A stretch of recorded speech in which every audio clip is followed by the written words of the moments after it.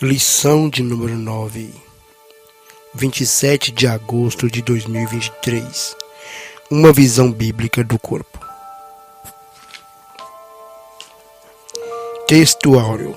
Mas o corpo não é para a prostituição, senão para o Senhor, e o Senhor para o corpo. 1 Coríntios capítulo 6, versículo 13, parte B. Verdade prática. O corpo é o templo do Espírito Santo, e por isso deve ser conservado em santificação até a volta de Cristo. Leitura bíblica em classe, 1 Coríntios capítulo 6, versículo 12 ao 20. Todas as coisas me são lícitas, mas nem todas as coisas convêm. Todas as coisas me são lícitas, mas eu não me deixarei dominar por nenhuma. Os manjares são para o ventre, e o ventre para os manjares. Deus, porém, aniquilará tanto um como os outros. Mas o corpo não é para a prostituição, senão para o Senhor, e o Senhor para o corpo. Ora, Deus, que também ressuscitou o Senhor, nos ressuscitará a nós pelo seu poder. Não sabeis vós que os vossos corpos são membros de Cristo?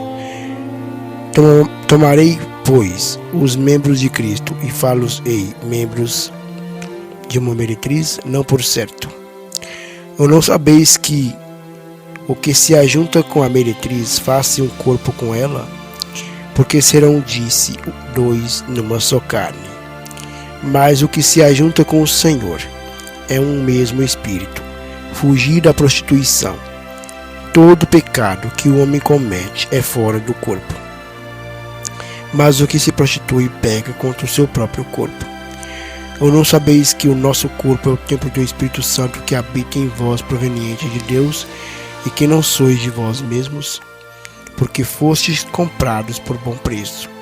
Glorificai, pois, a Deus no vosso corpo e no vosso espírito, os quais pertencem a Deus. Introdução. Deus criou o ser humano para o louvor da sua glória. 1 Coríntios 6, 20. Em vista disso, ele espera do homem regenerado uma vida de santidade. 1 Pedro capítulo 1, versículo 15. Contudo, os conceitos secularistas propagam uma forma de vida independente dos preceitos divinos. Nesta lição vamos estudar a criação do homem e as características do corpo humano nas Escrituras e correlacionar esse tema com a visão secular do corpo hoje. Nossa finalidade é apresentar a visão bíblica do corpo, seu propósito e sua glorificação final. Ponto 1. Tópico 1. A criação do ser humano. Subtópico 1. A origem da raça humana. O homem é o único ser vivo criado à imagem e semelhança de Deus. Gênesis capítulo 1, versículo 26 e 27. Por isso a nossa declaração de fé ensina que fomos criados por um ato sobrenatural imediato e não por um processo evolutivo. Assim o homem, Adão, foi formado do pó úmido da terra. Gênesis capítulo 2, versículo 7. Interessante notar que o uso do hebraico Adão denota nome próprio, mas também genérico, significando homens e humanidade. Salmos de número 73, versículo 5. Isaías capítulo 31, versículo 3. Logo, Adão foi o primeiro homem a ser criado. Gênesis capítulo 2, versículo 15, 19 ao 20. E Eva, a primeira mulher formada do corpo de Adão. Gênesis capítulo 2, versículo 22, capítulo 3, versículo 20. Além disso,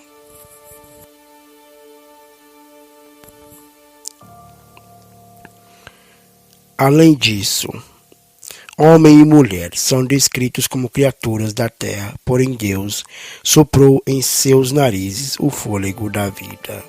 Gênesis capítulo 2, versículo 7, parte B. Ele não fez isso com os animais. O sopro de Deus foi a outorga do nosso espírito, e isso nos distingue dos demais seres criados. Subtópico 2. A constituição do ser humano. Nossa declaração de fé professa que a natureza humana consiste numa parte externa, o corpo ou a carne. Gênesis capítulo 6, versículo 3. Salmos de número 78, verso 39. Chamada de homem exterior e uma parte interna denominada de homem interior, composta de espírito e alma. 2 Coríntios capítulo 4, versículo 16. 1 Tessalonicenses capítulo 5, versículo 23. Essa constituição humana é denominada de tricotomia, isto é, três substâncias, espírito, alma e corpo. Hebreus capítulo 4, versículo 12. Exemplo dessa estrutura pode ser observada na pessoa de Cristo. Lucas capítulo 23, versículo 46. Capítulo 24, versículo 39. A Bíblia de Estudo Pentecostal leciona que o nosso espírito é o componente pelo qual se tem comunhão com o Espírito de Deus. E a alma é definida pelos aspectos da mente, emoções e vontade. O corpo é a parte que volta ao pó e que, no caso dos salvos, será transformado no dia da ressurreição. 1 Coríntios capítulo 15, versículo 42. Subtópico 3. Queda e restauração humana. A Bíblia revela que todas as áreas de nosso ser foram afetadas pelo pecado. Romanos capítulo 7, versículo 20 e 23.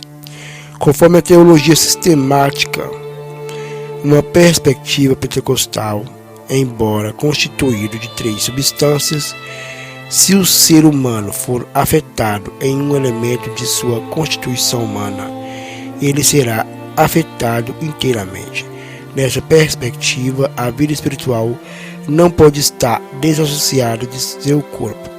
Glorificai, pois, a Deus no vosso corpo e no vosso espírito, os quais pertencem a Deus. 1 Coríntios capítulo 6, versículo 20. Desse modo, a conduta irrepreensível do cristão é requerida no espírito quanto na alma e no corpo. 1 Tessalonicenses capítulo 5, versículo 23. Isso quer dizer que a santificação deve atingir a parte material e imaterial do homem.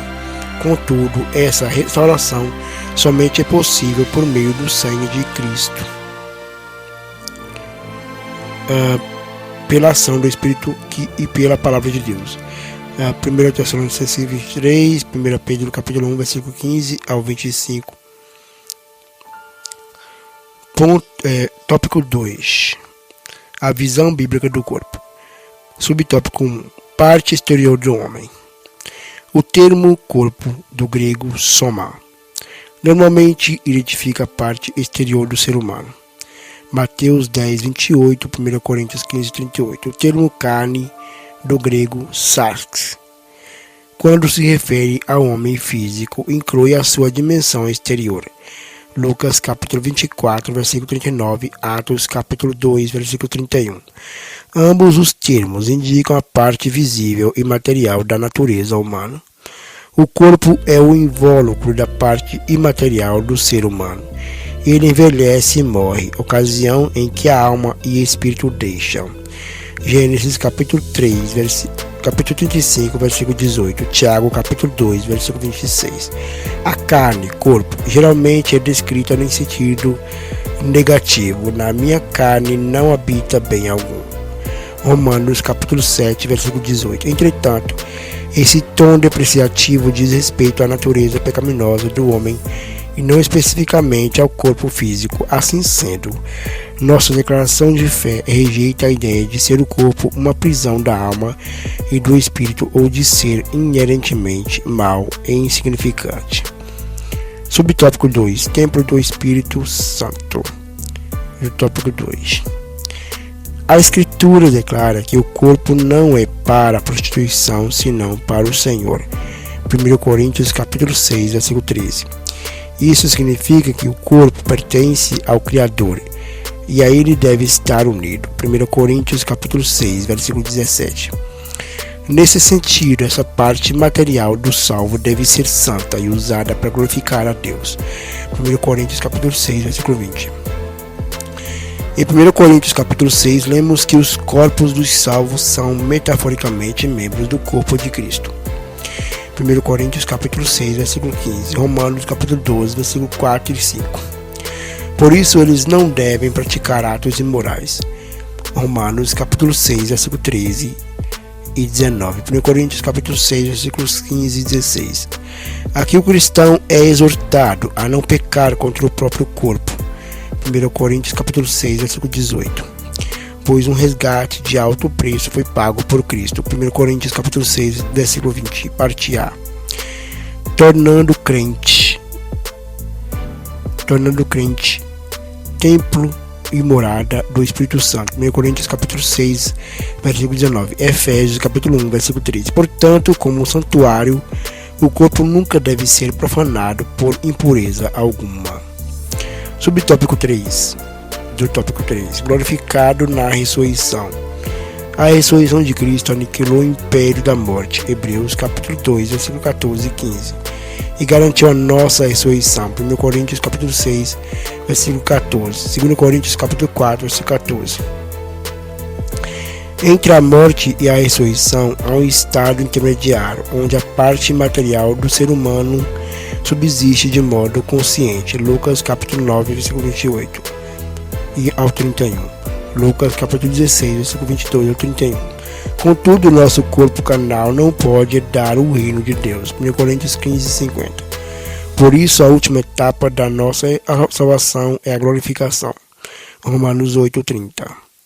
Inclui a redenção e a transformação do nosso corpo mortal conforme o corpo glorioso de Cristo. Romanos capítulo 8, versículo 23. Filipenses capítulo 13, versículo 21. Esse evento ocorrerá quando Jesus voltar.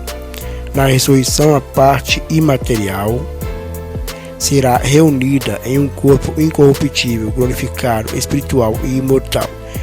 1 Coríntios capítulo 15, versículo 42 e 44 e 52 e 54. Assim, a morte é o último inimigo a ser vencido. 1 Coríntios capítulo 15, versículo 26.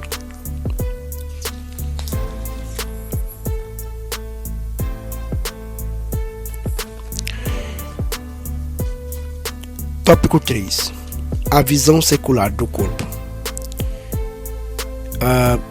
Subtópico 1. Hedonismo e narcisismo. Zelar e manter o corpo saudável é uma forma de glorificar a Deus. 1 Coríntios capítulo 6, versículo 20. Contudo, em tempos pós-modernos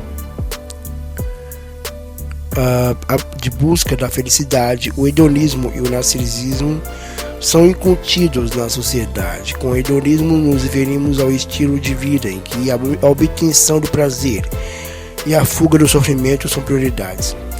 Nesse aspecto, tudo é permitido. Com o narcisismo aludimos ao amor excessivo que uma pessoa tem por si própria.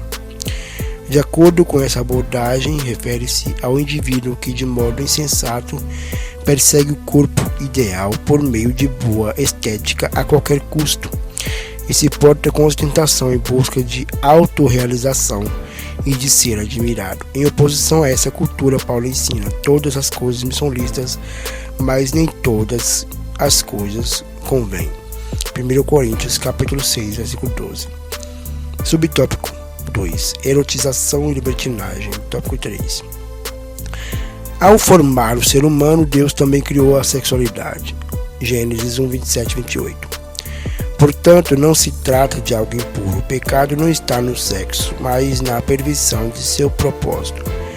Nossa declaração de fé leciona que a relação sexual não é só para procriar, mas também para o prazer dentro dos limites do matrimônio e do uso natural do corpo.